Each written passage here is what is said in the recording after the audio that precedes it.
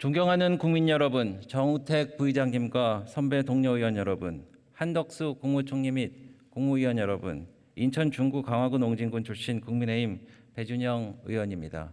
총리님 나와주시겠습니까?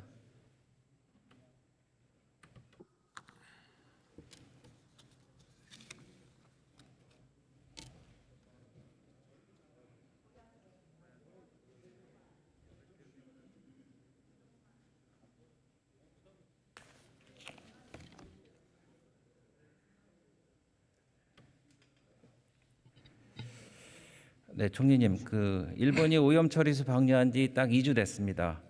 지금 우리 해역 방사능 검사를 108개 더 늘려서 지금 200개에서 하고 있는데 지금까지 방사능 수치가 기준치를 넘어선 사례가 있습니까?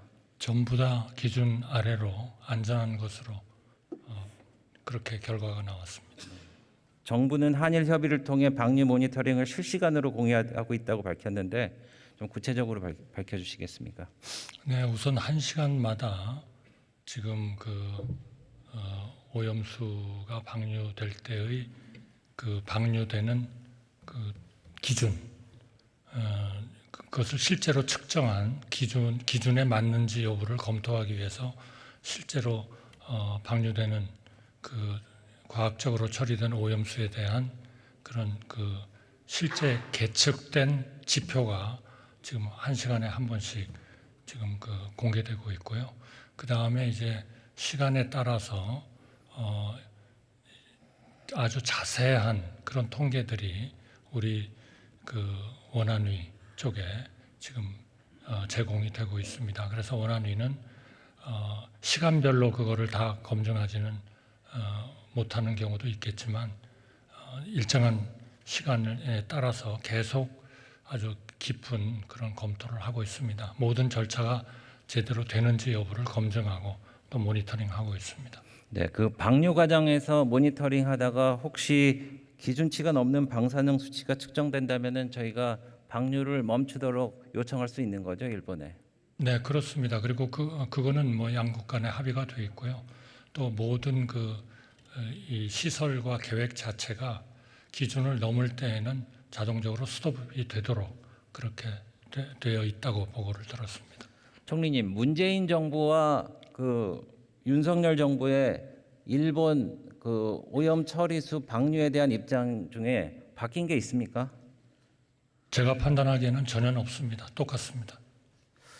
총리님, 제가 보기에는요, 만약에 죽창가를 부르던 그런 문재인 정부에서 오염수 방류를 일본에서 시작해서 했다면은 최악의 일본과 우리나라의 관계에 있어서 깜깜이 방류로 불안에 떨 수밖에 없었다, 이런 추정을 할 수 있지 않겠습니까? 네, 그래서 이제 이게 왜 전 정부와 우리 정부가 입장이 같으냐라고 해보면 대개 그렇지 않다라고 말씀하는 분들은 대개 말씀하시는 게 뭐냐 하면 그때 국회에서 아마 여야 국회의원들이 참여해가지고 아마 방류 반대 결의안을 한 것 같습니다. 그런데 그거는 우리 국회에서 하신 일이고 행정부 차원에 있어서의 입장은 여일하게 똑같은 그런 입장을 표명을 하셨고 그거를 우리 정부가 받아서 문재인 정부 때부터 시작된 우리 검증 업무에 우리 기관과 전문가가 거기에 참여하는 문제라든지 또 IAEA와 일본이 IAEA가 보는 앞에서 채취한 그런 시료를 갖다가 우리 11개국이 참여하고 있고 그중에 4개국에 대해서는 실제로 그거를 테스트하는 그런 역할을 한국은 4개국의 하나로 참여를 하고 검증을 했다. 그것은 우리 문재인 정부 때 이미 이루어진 일들이었고요. 네.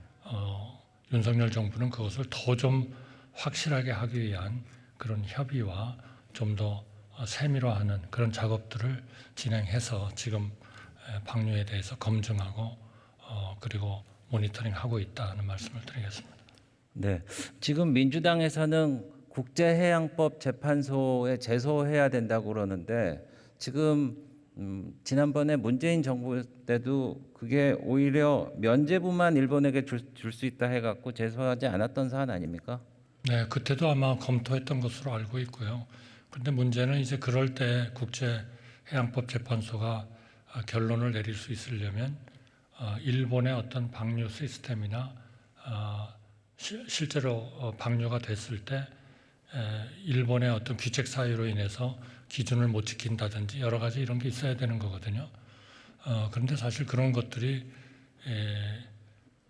기준에 맞춰서 방류하겠다 하는 것이 일본 정부의 입장이고 그거를 IAEA가 검증하고 같이 논의를 해서 확정을 해줬고 그런 상황이기 때문에 그럴 것이기 때문에 그거를 그러한 특별한 그 잘못된 증거가 없이 국제해양법재판소에 제소하는 것은 적절치 않다. 그래서 뭐 검토만 하고 저는 특별한 조치는 취하지 않은 것으로 알고 있습니다. 윤석열 정부는 지금 그 후쿠시마 방류가 되는 것을 면밀히 검증하고 모니터링을 하고 거기에 만약에 기준을 안 지키고 방류를 한다든지 그러한 그 문제가 있다면 그거는 즉각 저희도 국제해양법재판소에 제소를 할 거고 그렇게 준비를 하고 있습니다. 네, 제가 수협중앙회에서 자료를 받아보니까 올해 5월부터 8월까지 위판장 판매량이나 8월 1일 수산양 판매량도 거의 변동이 없습니다. 그리고 작년 동기 대비해도 가격도 비슷한데요. 괴담에 적극 대응해서 수산업 피해를 최소화시킨 정부의 역할이 컸다고 생각을 합니다. 총리님, 우리 국민 안전이 이 최고의 가치 아니겠습니까? 네, 국민의 건강과 안전이 최고의 가치입니다. 네, 가장 빠르고 정확한 방법으로 오염 처리에서 방류 과정을 계속 모니터링 해주시고요. 만에 하나 문제가 발생할 경우 즉시 방류가 중단될 수 있도록 역할을 해주시겠습니까? 반드시 그렇게 하겠습니다. 네, 감사합니다. 총리님, 어제 9월 6일이 자원순환의 날이기도 했는데 오늘 그거 관련해서 광역 소각장 관련해서 제가 좀 질의를 하겠습니다. 국무조정실이 갈등 관리 규정 25조에 따라서 공공기관 갈등 관리 매뉴얼 배포하는 거 알고 계시죠? 네, 그래서 공공 갈등이라는 것은 중앙 정책으로 영향받는 이해관계자 상호 간 또는 이해관계자와 해당 기관 간의 어떤 갈등을 조정하는 뭐 이런 건데요. 저 인구 반이 2,600만이 지금 그 국토 면적 12%에 몰려 있는 수도권에 살고 있는데 소각장 문제가 좀 시급합니다. 특히 2026년 생활 폐기물 직매립 금지와 발생지 처리 원칙에 따라 소각장 처리 50톤 이상 부족한 서울과 인천, 경기도 10개시는 25년 12월까지 소각장 반드시 설치해야 되는데 알고 계시죠? 네, 알고 있습니다. 네, 근데 지금 수도권 각지에서 서울시는 그 마포구 상암동에서는 짓기로 했는데 주민뿐만이 아니라 고양시까지 반발하고 나섰고요. 경기도는 화성시 3개 지역 모두 공모 신청을 철회했고 광주시는 주변의 이천 주민들까지 행정소송으로 갈등을 겪고 있습니다.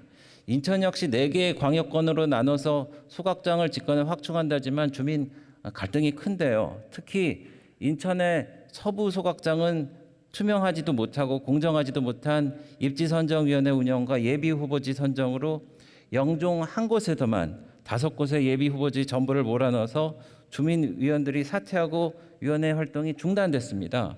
총리님, 이런 문제가 생기게 된 거에 대해서 위원회 운영과 입지 선정에 대한 구체적인 정부의 매뉴얼이 없기 때문이라고 본 의원은 생각하는데 정부가 지자체만 빨리 소각장 지으라고 이제 몰아붙일 게 아니고 구체적인 매뉴얼을 제공해서 적극적인 좀 갈등 중재를 좀 해주셔서 정부의 폐기물 정책이잘 진행되도록 하는 게 바람직하다고 생각하는데 총리님 입장은 어떠십니까? 네, 좀 더 그 규정을 개정을 하거나 그 변경을 해서 원활한 갈등 조정이 이루어질 수 있다면 그렇게 하겠습니다. 그런데 여기에서 중요한 이 갈등은 결국은 지역별 갈등입니다. 그래서 제가 좀 감히 말씀드리고 싶은 것은 정부와 지자체도 또 전문가들과 같이 계속 협의를 하겠습니다만 그 지역의 정치권이 이 국민 전체, 그 지역의 주민 전체의 이익을 위해서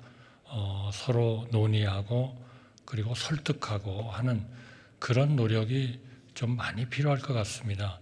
여야가 이런 문제에 대해서 합의하면 그 지역의 주민들도 대개 수긍을 하는 것이 이제까지의 저희의 어려운 갈등 과정을 겪는 그런 과정에서 얻은 하나의 교훈입니다. 그래서 저희도 물론 그런 도움을 요청을 드리겠지만 우리 정치권에서도 이거 어떻게 보면은 한마디로 내 뒷마당에는 하지 말아라 하는 대표적인 이런 일종의 이기주의적인 이런 행동들이 나오는 거거든요. 물론 하나하나의 지역으로 봐서는 다 타당한 얘기지만 전체로 놓고 봤을 때는 하나의 최적 이런 그 해결책이 못 나오는 것이기 때문에 이런 문제에 대해서 좀 정부, 지자체, 전문가들 그리고 우리 정치권에서도 좀 적극적으로 좀 협조를 해주십사 하는 부탁의 말씀을 드리겠습니다. 규정에 대해서는 저희가 다시 한번 전면적으로 봐서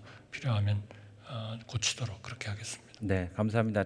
적극적이고 좀 구체적인 매뉴얼을 좀 작성해 달라는 부탁의 말씀이니까 좀 부탁드리고요. 마지막으로 글쎄 엊그저께 좀 뉴스라서 제가 좀 말씀드리는데 아까 그 김영선 의원님이 그 인구 정책에 관련해서도 좀 말씀하시고 그랬는데 그 우리나라가 이제 재택근무가 있지 않습니까? 네. 뉴욕 타임즈에 엊그저께 난 자료에 의하면은 34개 4만 2천 명을 조사했는데 우리나라 직장인 한 달 평균 재택 근무 일수가 1.6일로 34개국 중에 제일 짧다고 그러고 보니까 미국은 5.6일, 일본은 2일, 중국은 3.2일로 매우 낮은데 직장인 사이에서는 출퇴근 시간 단축, 일과 가정을 양립하고 육아 문제 해결을 위해서 필요하다고 하는 의견이 많습니다. 이거에 대해서 어떻게 생각하십니까? 저는 이 부분이 앞으로 대폭 확대되어야 된다고 생각합니다. 이 부분을 아마 가장 잘하고 있는 나라 중에 하나가 유럽의 네덜란드 같은 데라고 생각이 드는데요. 그래서 이거는 정말 그 사용자와 그 일하시는 분들 그리고 정부 또 우리 언론 시민단체 이런 데서도 좀 적극적으로 참여를 해가지고요. 앞으로 이 부분이 대폭 확대되지 않으면 이렇게 우리의 저출산 문제라든지 또 청년들의 문제 이런 우리 그 일자리와 우리 가정을 양립하는 문제 이런 것들이 굉장히 힘들다 이렇게 생각을 합니다. 그래서 이런 재택근무가 일부에서 걱정하는 것처럼 일하는 그 생산성을 낮춰가지고 전반적으로 일이 제대로 안 되지 않을까 하는 그런 걱정을 지난번 코로나 때 또 많은 경험들을 했으니까 그런 경험들을 하나의 그 교훈을 좀 얻어서 이런 부분에 대해서 대폭 확대하는 쪽으로 저는 우리 사회가 좀 그쪽으로 가야 된다 그렇게 생각합니다. 네, 총리님 감사합니다. 들어가셔도 됩니다. 네. 네. 다음은 그 해양수산부 장관님 나와주시겠습니까?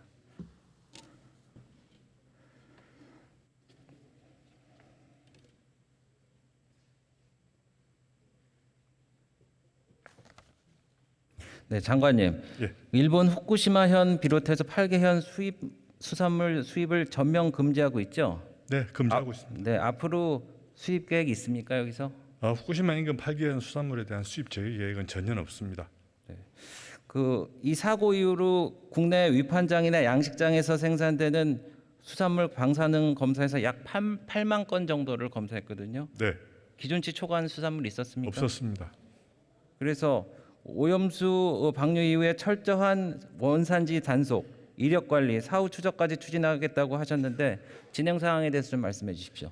예, 수산물에 대한 국민의 신뢰 확보를 위해서 수입 수산물 유통 이력과 연계해서 원산지 표시를 철저하게 점검 관리하고 있습니다.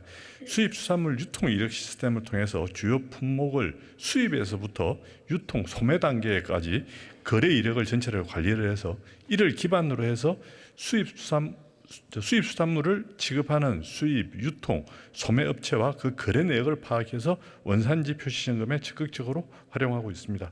또한 지난 5월, 6월 동안 18,000개 업소에 대해서 원산지 특별 점검을 실시했고요. 지난 8월 28일부터 100일간의 전례 없는 수준의 2차 특별 점검도 진행하고 있습니다. 국민들께서 안심하고 수산물을 구입할 수 있는 환경을 조성하기 위해서 원산지 표시 점검을 철저히 이행해 나가도록 하겠습니다. 네, 요즘 보니까 아이러니하게도 회를 먹는 사람들은 국민의힘 지지자, 회를 안 먹는 사람들은 민주당 지지자 뭐 이렇게 나눠진 것 같아서 좀 씁쓸하기도 한데요. 그 정부에서는 그 수산물 상생 할인 지원 사업을 위해서 다양한 정책을 하고 있는데 이것도 좀 국민한테 홍보해야 되는 거 아닙니까? 말씀해 주십시오. 예, 지금 저희들이 수산물 온누리 상품권 환급 행사를 하고 있습니다. 그래서 이번에 지금 노량진 수산시장 등 주요 시장의 30개소에서는 매일 5만 원 이상만 구입하시면은 약 40% 정도의 그 환급 행사, 그러니까 2만 원을 환급을 지금 해드리고 있습니다. 그리고 환급 행사 외에 우리가 이제 제로페이를 통해 가지고서 20% 할인된 가격으로 20만 원을 구매하시게 되면은 그거에 대해서 16만 원에 구입해서 수산물을 사실 수 있는 이런 할인 제도를 국민들에게 제공하고 있습니다. 많은 이용 부탁을 드리겠습니다. 네, 잘하고 계시고요. 그리고 이제 수산물 소비뿐만 아니라 그 어민들을 위한 어장 확대도 많이 필요하다고 생각을 합니다. 다행히 지난 9월 1일 날 강화에 있는 그 접경 지역의 여의도 면적 3배 달하는 248만 평의 어장이 24년 만에 신설됐지 않습니까? 네. 그래서 어장 확대를 위해 애써주신 장관님께도 감사드리고요. 그리고 더 넓은 지역에서 성어기 조업 규제와 조업 시간을 완화해서 주민들이 좀 더 많이 조업할 수 있도록 보장하는 것도 필요하고 서해오도 어장 확대도 필요하다고 생각하는데 장관님 관계부처와 좀 적극적으로 논의해 주실 생각 없으십니까? 예, 어업인 조업 환경 개선과 인천 해역의 야간 조업 규제 완화가 필요하다는 의원님 말씀에는 적극적으로 공감을 하고 있습니다. 일시적 기간 동안만이라도 제한된 어장에서 조업할 수 있도록 규제가 완화될 수 있고 할 수 있도록 지자체, 군 이렇게 해서 지속적으로 협의해 나가도록 하겠습니다. 네. 장관님 이제 영상을 좀 보실 텐데요. 대청도의 큰 파도가 호안도로를 지금 지어 삼키고 있습니다. 보시죠. 네. 지금 2012년서부터 7년간 연안 지역의 자연재해 피해액이 1조가 넘습니다. 그리고 올 3월 기후 변화에 관한 정부 간 협의체 총회 시나리오에 따르면은 2100년도에는 80cm가 오르고 그리고 인천공항이 잠기고 서산군산이 대부분 유실되고 밤섬도 절반이 잠깁니다. 장관님, 네, 그 연안관리법은 연안정비 기본계획 수립하고 연안재해로부터 연안을 보호하고 정비되도록 이렇게 규정하고 있죠. 네 그렇습니다. 그 계획은 몇 년에 한 번씩 수립됩니까? 10년에 한 번씩 수립하는 걸로 되어 있습니다. 근데 말이죠. 온도의 그 상승률이 점점 가팔라지고 해수면 상승률이 점점 늘고 있습니다. 국립해양조사원 박물관 조사를 보면은 해양조사원 자료를 보니까 2001년서부터 10년간은 0.13cm만 높아졌거든요. 근데 그 다음 10년간은 4.27cm가 높아지고 그 다음 10년은 9.9cm가 증가할 걸로 예측하고 있습니다. 그래서 10년은 좀 따라잡기 힘들어요. 그래서 그게 있고 좀 늘려야 되지 않겠습니까? 아니 그러니까 좀 줄여야 되지 않겠습니까? 이거를. 기본적으로 5년마다 그 기본계획 타당성을 검토를 해가지고 네. 수정 계획을 저희들이 세우고 있습니다. 그리고 이제 저희들이 판단해서 어떤 여건 변화가 있다든지 또는 그 관계 행정기관이나 지방자치단체 요청에 의해서도 연안 정비 기본계획을 변경을 하고 있습니다. 그래서 그를 여지는 법상으로 열려 있다라는 말씀을 드리겠습니다. 그리고 연안 정비 사업이 200억 이상은 정부에서 다 대주는데 200억 이하는 70%밖에 안 대주는데 네. 험만 구성된 이런 지자체들은 재정 자립도가 평균보다 반밖에 안 되거든요. 그래서 정부가 더 도와줘야 되는 거 아닙니까? 재정 자립도가 낮은 그 시군구에서 지금 200억 미만의 그 소규모 사업들에 대해서는 상당히 그 추진에 어려움을 겪고 있는 걸로 알고 있습니다. 네. 적극적으로 방안을 한번 찾아보도록 하겠습니다. 네. 예. 지금 전 세계적으로도 해수면 상승 대비에 부심하고 있고요. 그래서 저는 국가적으로 대응을 해야 된다고 봅니다.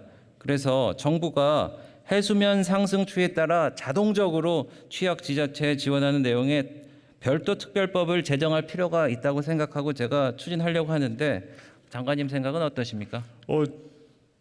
의원님께서 제안해 주신다면 특별부 재정 취지에는 적극적으로 공감을 하고 재정 당국과 함께 그 재정 여건이 취약한 지자체에 대한 지원을 확대할 수 있는 방안을 적극적으로 협의하도록 하겠습니다.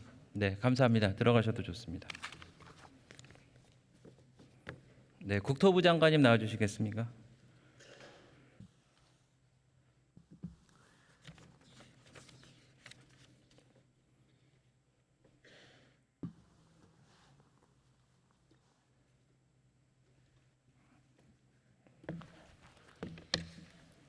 네, 장관님.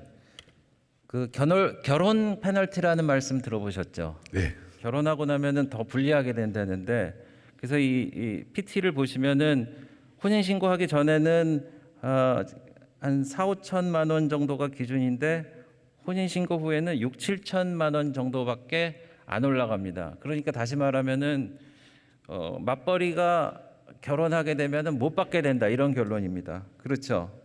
네, 그래서 그렇습니다. 이게 주택도시보증공사 국토교통부에서 한 건데, 그래서 다행히 이번에 버팀목 전세 자금과 디딤목 대출 소득 요건을 1,500만 원씩 올리는 것도 해주시고, 또 아이를 낳게 되면 1억 3천만 원까지 특별히 디딤돌 버팀목을 이렇게 좀 빌려주시기로 했는데, 지금 보면은요 21년도 그 초원 신혼부부 중에 맞벌이가 55%나 됩니다.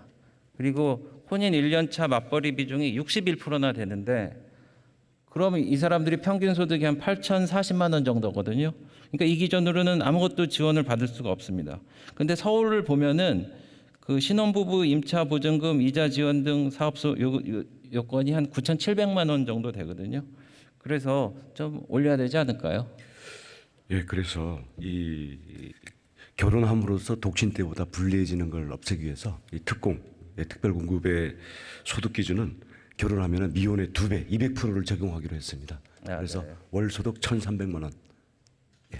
예. 그렇게 해서 적용해서 청약 기준을 대폭 완화해서 불리하지 않도록 고치고 있습니다. 예, 두루두루 다 살펴주시기를 좀 부탁드리고요.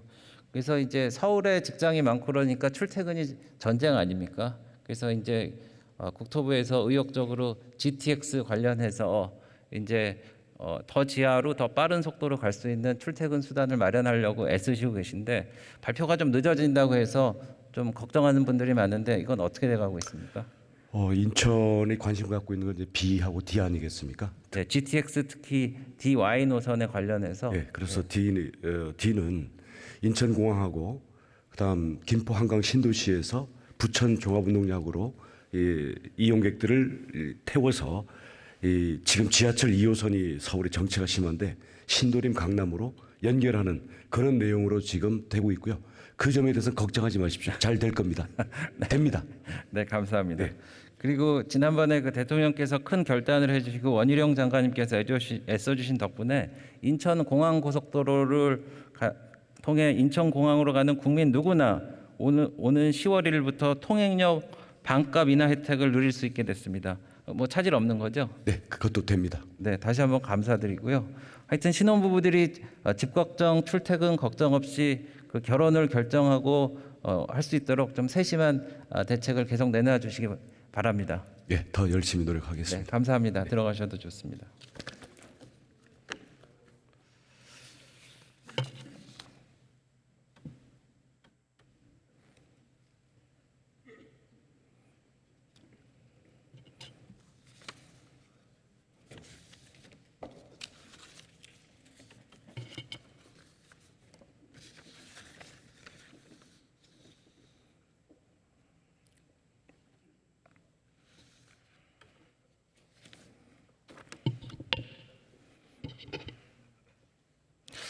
오늘 민주당 제가 질의를 받습니다. 보니까 근데 민주당은 재정은 걱정하면서 정부가 아낌없이 과다 지출을 하라고 지금 종용을 하고 있습니다. 그런데 민주당 때 돈이 많이 모여갖고 많이 베푸신 것처럼 말씀을 하시는데 사실 잘못된 부동산 정책을 28번이나 해서 전국의 아파트값이 74%나 올랐어요. 그러니까 양도소득세가 어떻게 됐습니까? 막 36조인가 7조까지 올라가니까 그거 갖고 쓰셨어요. 그리고 법인세가 많이 거쳤다고 하셨죠. 근데 법인세가 어떻게 많이 거쳤냐? 이명박 정부 이후로 규제 완화해갖고 그거 갖고 삼성전자라든지 이런 데서 돈 벌어준 겁니다. 근데 나중에 어떻게 됐습니까?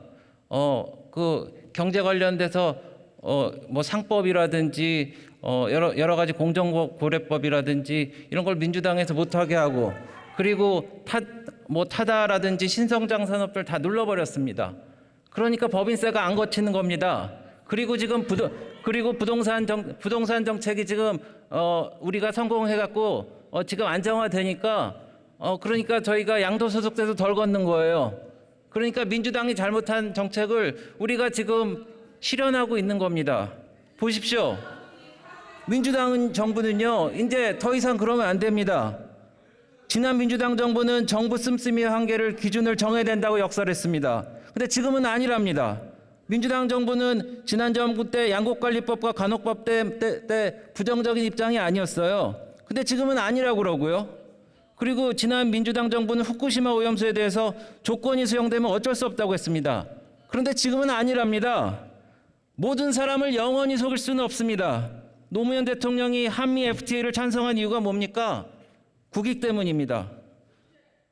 지지자들에게만 떳떳하지 말고 역사 앞에 떳떳한 21대 국회로 마무리하도록 다 같이 노력합시다. 끝까지 경청해 주셔서 감사합니다.